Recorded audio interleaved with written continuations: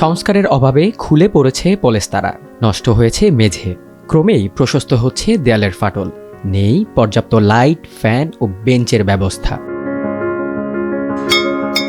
বিবর্ণ এই চেহারা মুন্সিগঞ্জের মীরকাদিম পৌরসভার শহীদ জিয়াউর রহমান উচ্চ বিদ্যালয়ের।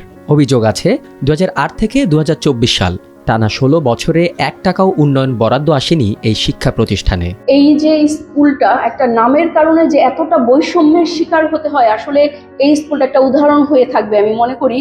তবে এই আশেপাশের একটা মফস্বল শহর, একদম কেন্দ্রবিন্দু পৌরসভার সংলগ্ন থাকা অবস্থায়ও স্কুলটার আমরা কোনো আর্থিক সরকারি বা প্রশাসন থেকে কোনো আর্থিক সহযোগিতা তেমন ভাবে পাইনি বললেই চলে।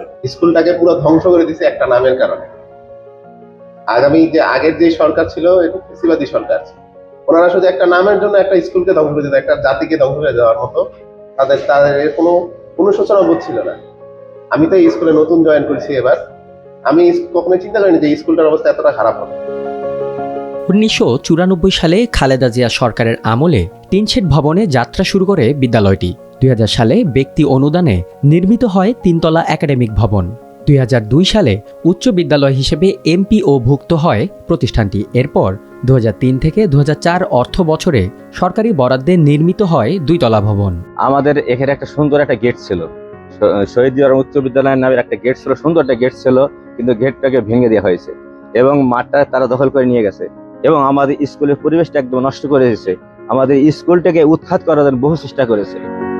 গত 16 বছরে উন্নয়ন বা সংস্কারে আর্থিক সহযোগিতায় শতাধিক চিঠি পাঠানো হলেও মন গলেনি কোনো দপ্তরের। 16 বছরে আমরা বিভিন্ন জায়গায় আঞ্চলিক এবং ঊর্ধ্বতন কর্তৃপক্ষের কাছে আমরা বিভিন্ন আবেদন করেছি, প্রায় শতাধিক আবেদন করেছি। তারপরও বাংলাদেশে এত উন্নয়ন সংঘটিত হয়েছে, বাংলাদেশে আনাচে কানাচে রাস্তাঘাট এবং স্কুল কলেজ, এবং বিশেষ করে আমি বলতে চাই মুন্সিগঞ্জে 40টি স্কুল কলেজ মাদ্রাসা আছেন, এর মধ্যে 39টির উন্নয়ন ঘটেছে, কিন্তু এই স্কুলটিতে 1 টাকাও বরাদ্দ দেওয়া হয়নি।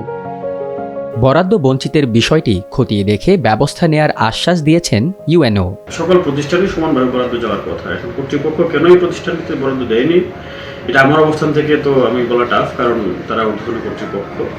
আর আমার দায়িত্ব নেওয়ার পর থেকে সকল প্রতিষ্ঠানে সমানভাবে আমি চেষ্টা করবো যেন সবাই সমান বরাদ্দ পায়, কেউ যেন বঞ্চিত না হয়। বর্তমানে ঝুঁকি নিয়ে জরাজীর্ণ 2 ভবনে চলছে একাডেমি ও প্রশাসনিক কার্যক্রম। ফলাফলের দিক দিয়ে উপজেলার সেরা 2-এ থাকা স্কুলটিতে একসময় 1000-এর বেশি শিক্ষার্থী থাকলেও বর্তমানে তা কমে দাঁড়িয়েছে 400-তে।